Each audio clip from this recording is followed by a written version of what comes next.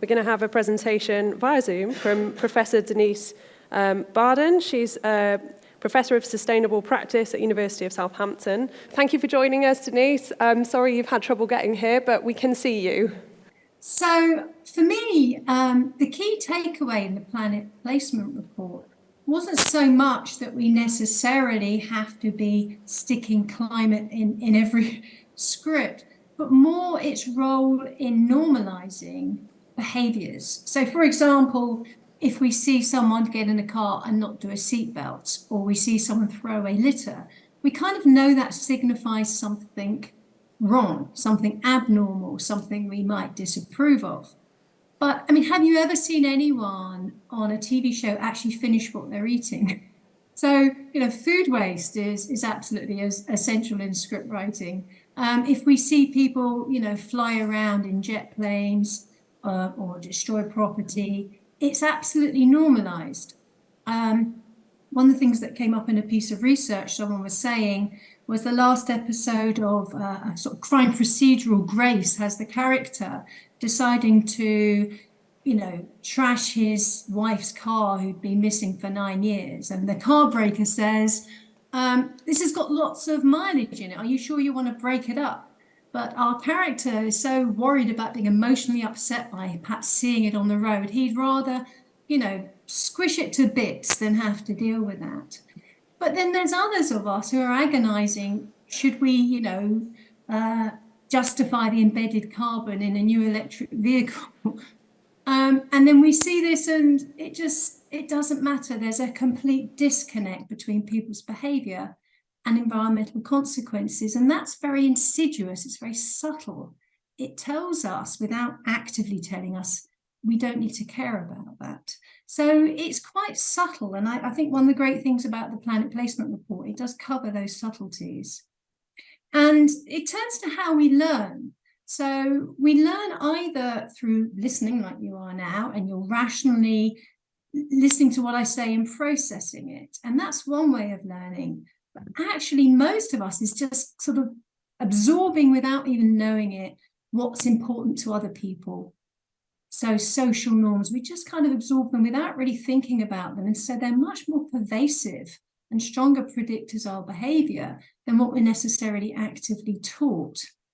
And cultivation theory is a whole sort of branch of literature that looks at how what we see on television and screen has affected our attitudes and led to, especially with sort of globalized TV content, led to a fairly sort of uniform worldview, especially boosted by the adverts, which are all, what the characters are doing, what the adverts are telling us, are basically asking us to engage in high consumption behaviors. So if we look at Carrie from Sex and the City and her walk-in wardrobe, and Homer with his crusty burgers, Lucifer, he's the devil, so maybe he's forgiven for his very, very high consuming car, Emily in Paris with all her fashion, Hacks with the private jets.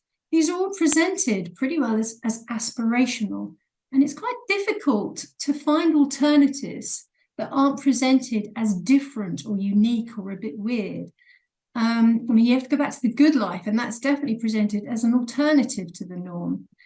I quite like The Detectorists. I don't know if anyone's seen that. It's got a lyrical view of nature. Andy refuses to use weed killer on verges, which is part of his job. Lance cooks, seasonal vegetable curries. So just in a sort of fairly normal way, they showcase low carbon behaviors.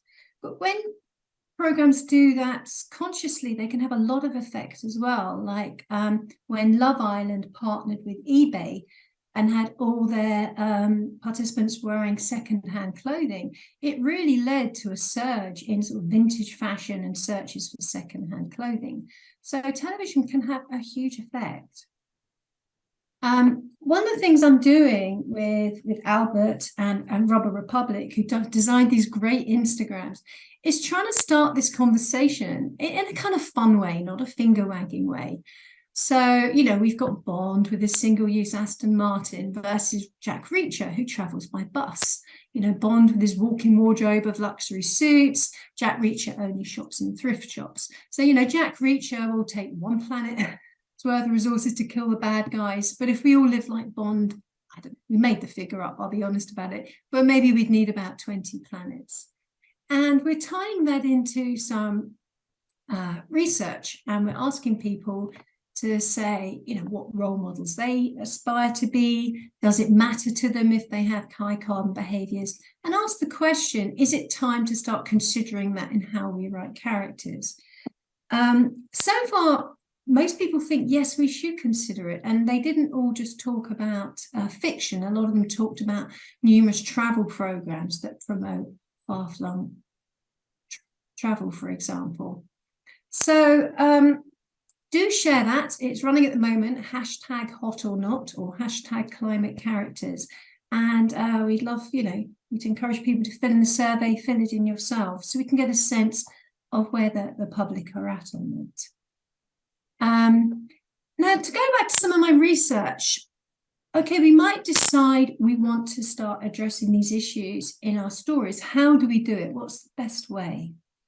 And I've done a number of research across several domains, but this is one example where I looked at how people responded to news stories that either presented problems, such as, say, plastic in the oceans, or solutions, such as projects to clean up the oceans. And I think everyone, especially those who saw David Attenborough's such a moving one about baby whales dying from plastic, there's no doubt it had huge impact.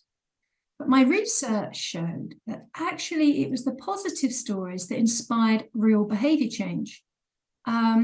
And I did it across a number of different domains where people were exposed to positive and negative versions of similar stories. And the results were conclusive.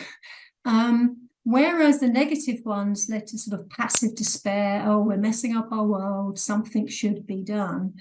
The positive ones said, oh, I will now do this. So again, I think we need to focus not so much perhaps on raising awareness of the problems, because the danger is then we might just boost eco-anxiety, and fear doesn't always lead to the kind of behavior you'd expect. It might just as easily lead to buying up all the toilet rolls than it would be leading to, say, giving up flying. So showing solutions and normalizing green behavior, I think, is absolutely crucial. So I did similar studies with business ethics students exposed to positive role models of sustainable business versus tales of ethics scandals, constructive journalism versus traditional news, climate fiction, catastrophic versus solution-focused. And the results were consistent across all those different domains. And it's counterintuitive. We always tend to focus on the problems, but that's why it's a point I'm emphasizing. It's showing positive role models, engaging solutions that we can engage in that seem to be most inspiring to action. And perhaps if you know how the mind works, we're probably more likely, it sort of fits into the way we sort of process information as well. Because of this, I set up the Green Stories Project to try and encourage people to write climate solutions into their stories, books, novels, films, stage plays, radio shows, and so on. And we got some great ones. One of the ones we put together is we got experienced writers working with climate experts to show a range of different solutions in an anthology, No More Fairy Tales. One of the stories I wrote there was The Assassin, which is 8 people in a citizens' jury debating climate solutions, and one of those people is an assassin. So it's a great way to highlight 8 citizens' assemblies as a democratic form that will enable us to think beyond short-term electoral cycles, to showcase key climate solutions, but in a fun whodunit way. So we're adapting that as a stage play, Murder in the Citizens' Jury. I think it might be hopefully on at COP28, we'll see. So there's plenty out there. Habitat Man is a book I wrote about a guy who gives up his job to help people make people's gardens wildlife friendly. And in the process, he falls in love, he digs up a body. And I mention it because we did some research on it. And we found that 98% of readers adopted at least one green alternative. They were particularly persuaded by the natural burial scene, which shows, how beautiful a natural burial can be. So it makes the point that what we read can really affect our behaviour. I'd like nothing better than to see it as a TV series. Or what about a TV series about the biggest role model of all, Father Christmas, who currently probably represents consumption? What if he represented green consumption? What if the toys came from a toy hospital rather than a toy factory? So call to action summary, I think the key thing is to avoid portraying excessively high carbon consumption as aspirational. To be mindful, the more there is a disconnect between our behavior and the environmental impacts, the more humanity is in danger. We need to make that connection, or at least stop ignoring it entirely. Do help us with our research and social media campaign, #HotOrNot, #ClimateCharacters. Commission series of films that show positive role models, and perhaps series and films that show a vision of society where we've done things right. Perhaps citizens' assemblies have replaced our representative democracy, which I declare, and someone prove me wrong, is constitutionally incapable of thinking beyond 4-year electoral cycles. It might show a society which is driven by the well-being index as a metric of success rather than the gross domestic product, or perhaps we have carbon credit cards. So things that might be more transformative. If anyone wants to ask me a little bit more, I have access to some of the wonderful stories I have access through the Green Stories one, or wants to commission anything, do please get in touch. Really, really happy to help. So thanks for having me on. I hope I got it within the time. Thank you ever so much.